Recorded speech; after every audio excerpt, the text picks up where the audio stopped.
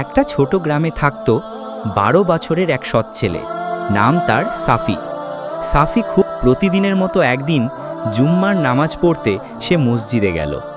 মসজিদের কোণায় সে দেখল সবাই মসজিদের দানবাক্সে টাকা রাখছে।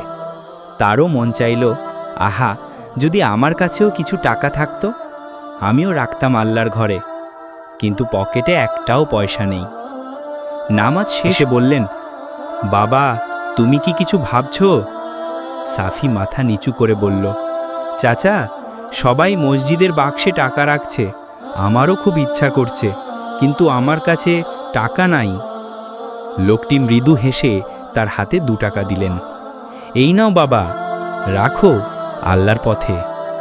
সাফি খুশিতে দৌড়ে গিয়ে 2 টাকা মসজিদের বাক্সে ফেলল।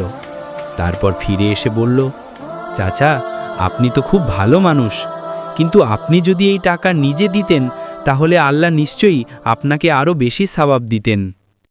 ঈমানদার লোকটি হেসে বললেন, না বাবা, আমি তো আরও ভালো কাজ করেছি।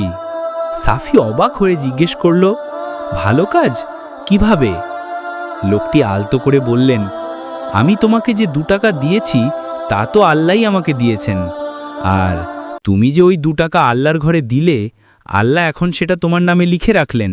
তাই দেখো, আমরা দুজনই আল্লাহর কাছে সওয়াব পেলাম। সে হাসি মুখে বলল, আল্লাহ আমাদের সবাইকে অনেক ভালোবাসেন, তাই না চাচা? লোকটি মৃদু হেসে বললেন, হ্যাঁ বাবা, আল্লাহ তাদেরকেই ভালোবাসেন যারা আন্তরিকভাবে ভালো কাজ করে। সেদিন থেকেই সাফি প্রতিজ্ঞা করল, যত ছোটই হোক, আমি আল্লাহর জন্য কিছু না কিছু করব।